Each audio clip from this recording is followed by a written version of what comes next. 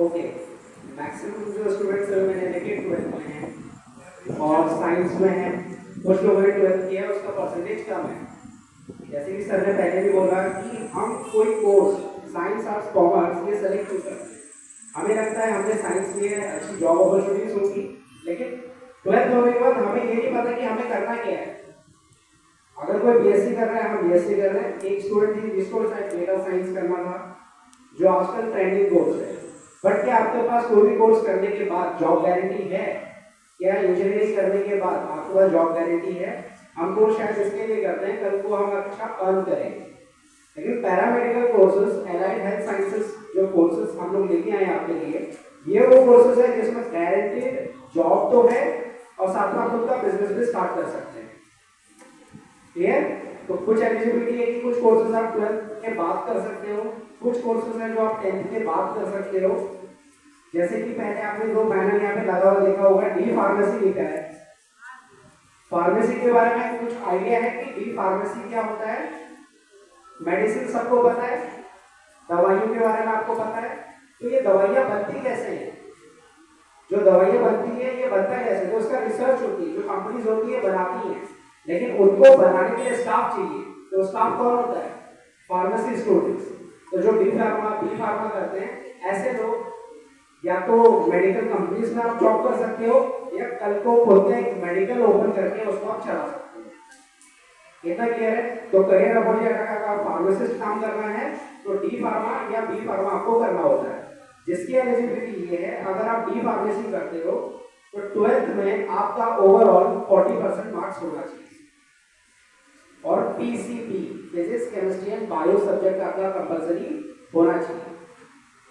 ठीक?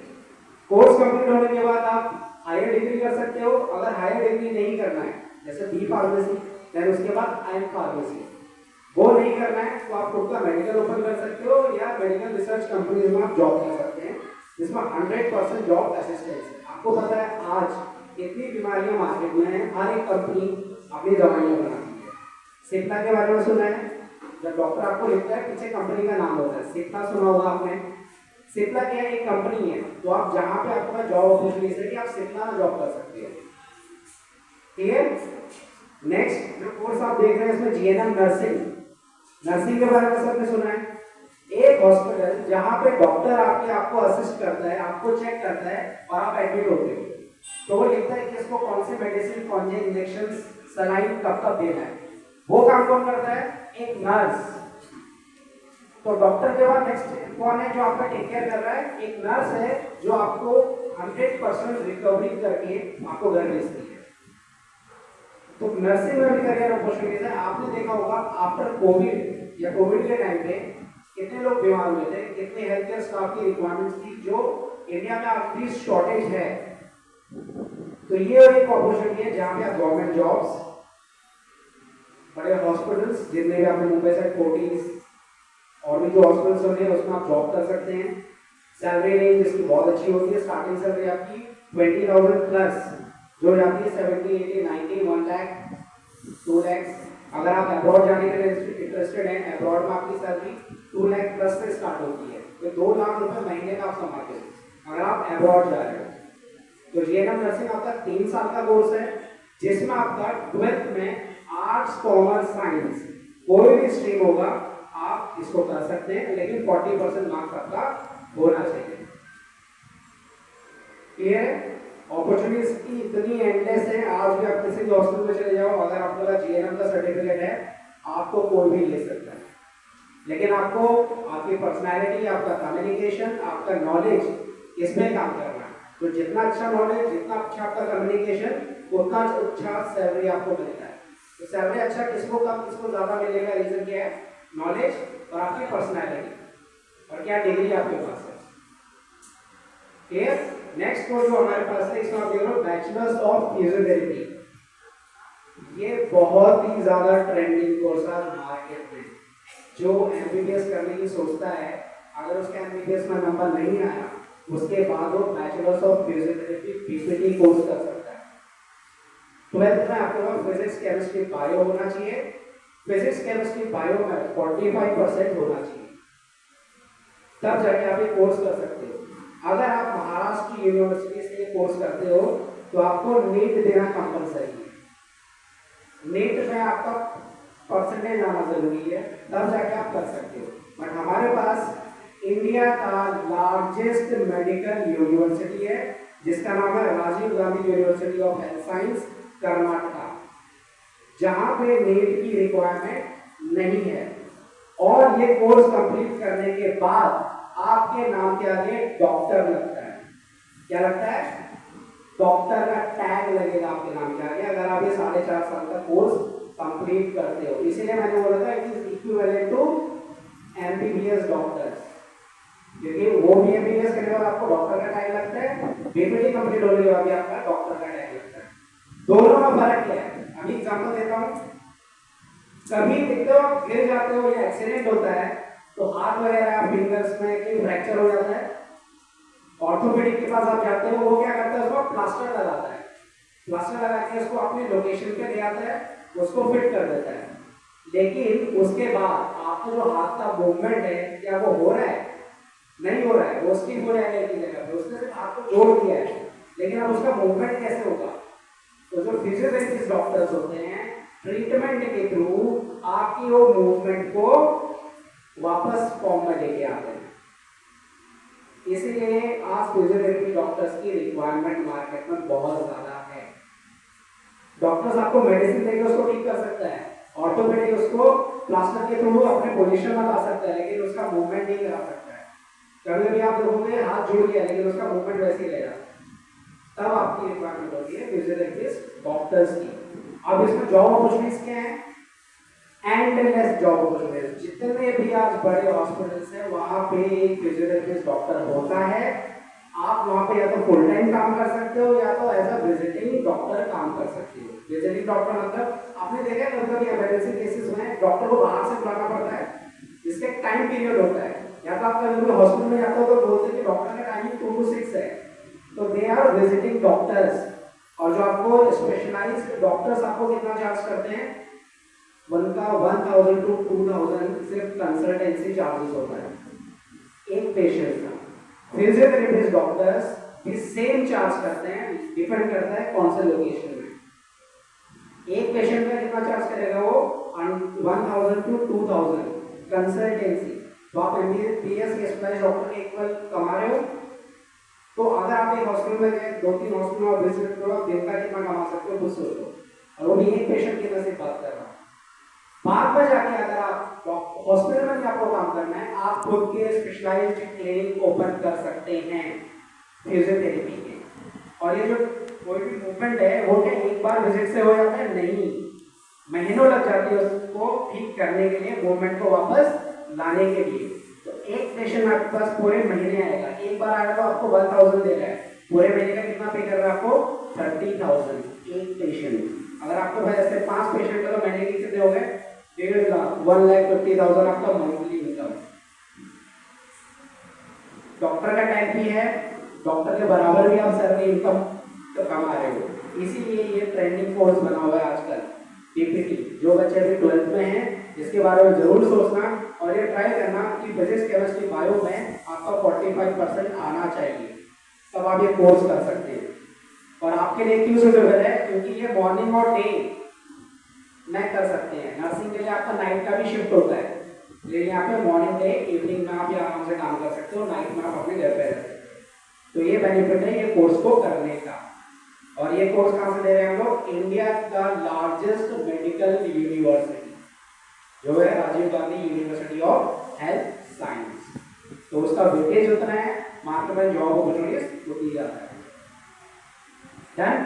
Next course जो आपके पास है, स्पेशली जो बच्चे अभी 12th में हैं या जिसने 10th पास किया है, अभी 11th में या 12th में है, एक एडिशनल कोर्स आज आपको करना जरूरी होता है। आपके अंदर कुछ ना कुछ स्किल्स होने चाहिए, क्योंकि सिर्फ 10th 11th 12th की पढ़ाई से काफी नहीं होता है। तो आपके अंदर कुछ ना कुछ स्किल्स होनी चाहिए, वो चाहे कंप्यूटर के रिलेटेड हो या जो मार्केट में आजकल ट्रेंडिंग कोर्स है ना उसके रिलेटेड हो।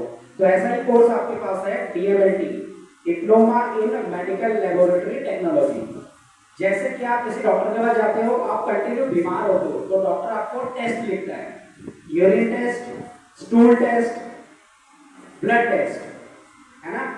आप कहाँ जाते हो उसके लिए? फिर लैब में। लैब में जाके आप अपना सैंपल देते हो, सैंपल देने के बाद शाम को आपको रिपोर्ट मिल जाती है। ये होता कैसे है? इसके पीछे साइंस है। वो साइंस के थ्रू वो रिपोर्ट जनरेट होती है, और वो साइंस, उसके पीछे जो साइंस है वो किसको पता होता है? लैब टेक्नीशियंस को। तो आप पेशेंट का ब्लड निकालने से लेके उसका स्टूल टेस्ट या उसका यूरिन आप लेते हैं, उसको फिर आप मशीन में केमिकल के साथ प्रोसेस करते हो।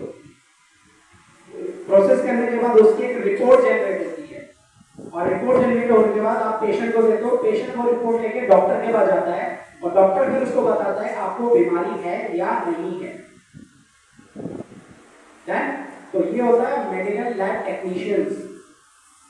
बहुत ट्रेंडिंग कोर्स है ये भी, जो आपके फैमिली मेंबर्स में भी ये यूज होगा, रिलेटिव्स में यूज हो सकता है, आपके खुद के लिए यूज हो सकता है। 2 साल का कोर्स है, जिसमें सिर्फ आपको 10th रिक्वायर्ड है, पासिंग होना चाहिए 10th। उसके लिए साइंस वगैरह 10th में तो सारे सब्जेक्ट्स कॉमन होते हैं।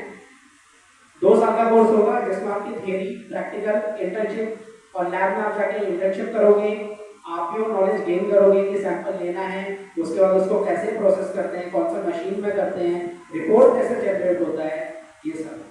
कभी कभी आपको देखो डॉक्टर बोलता है कि आपके अंदर खून की कमी है, वो खून की कमी कैसे पता चलता है? तो उसके लिए सैंपल लिया हुआ वो प्रोसेस होता है। तो आरबीसी आपके या प्लेटलेट्स, आपको निमोनिया, आपको टाइफॉइड, मलेरिया, ये जो होता है वो डॉक्टर्स बताते हैं। या किसी को डायबिटीज हो जाता है ना, या फिर किसको कैंसर हुआ है, वो और डिटेल में जाके टेस्ट होते हैं। तो सारे टेस्ट एक मेडिकल लैब टेक्नीशियन परफॉर्म करता है। तो ये अपॉर्चुनिटी आपको अपने करियर में, इसमें भी आप अपना करियर बना सकते हो, खुद का लैब ओपन कर सकते हो। अगर दिन के आपके पास 10 पेशेंट्स आते हैं, जिससे आप 300 में एक पेशेंट से चार्ज करेंगे, तो 10 पेशेंट से कितना होगा? वैसे आप कैलकुलेट करोगे पूरे मंथ का कितना होगा। तो इसमें भी आपके पास अपॉर्चुनिटी है कि आप मेडिकल हॉस्पिटल्स में भी जॉब कर सकते हो, लैब में भी जॉब कर सकते हो, आप खुद का लैब ओपन कर सकते हो, आप ओनर बन सकते हो। तो ये अपॉर्चुनिटी आपके पास है, जिसके लिए मिनिमम 10 रिक्वायर्ड है। तो जो बच्चे अभी 12th में हैं, तो एडिशनल ये कोर्सेज आप कर सकते हो। आगे जाके आपको इसमें जॉब प्लेसमेंट भी मिलेगा।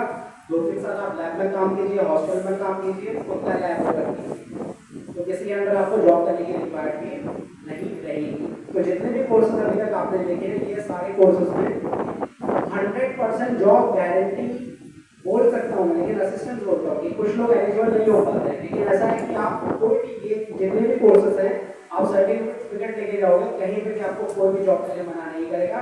और सारे के सारे कोर्सेज हमारे एकदम valid, 100% genuine, government certified courses हैं। यानी गवर्नमेंट के सर्टिफिकेट्स हैं, प्राइवेट सर्टिफिकेट्स नहीं है। सबसे ज़्यादा इंपॉर्टेंट आप कोर्स जब आप करते हो, पहली चीज़ यही देखना कि गवर्नमेंट रिकग्नाइज सर्टिफिकेट है क्या, जॉब अपॉर्चुनिटीज है क्या, और रीजनेबल फीस आपके पास है क्या, और क्वालिटी एजुकेशन आपको मिल रहा है क्या। यही इंपॉर्टेंट होता है जो भी हम कोर्स करते हैं। 12th के बाद हमें कुछ नहीं पता होता कि हमें क्या करना है, सिर्फ जो लोग करते हैं हम उसको फॉलो करते हैं। एक मेडिकल फील्ड आपके बारे में, आपको डॉक्टर्स के बारे में पता हो, तो या तो आप इंजीनियरिंग के बारे में सोचते हैं। लेकिन मेडिकल फील्ड में भी इतने सारे ऑप्शंस हैं, ये लोगों को नहीं पता होता है।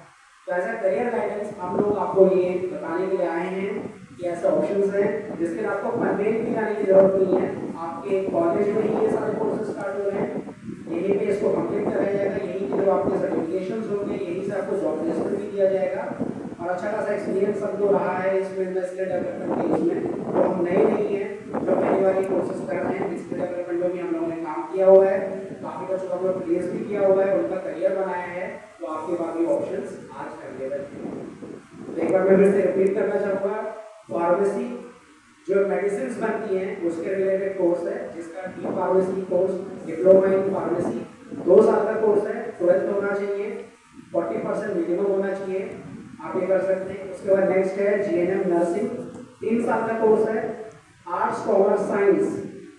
12th में कुछ भी हो चलेगा, जिसमें 40% मार्क्स मिनिमम होना चाहिए। नेक्स्ट बैचलर ऑफ फिजियोथेरेपी, 4.5 साल का कोर्स है, जिसमें 12th में फिजिक्स, केमिस्ट्री, बायो में आपका 45% मार्क्स होना चाहिए।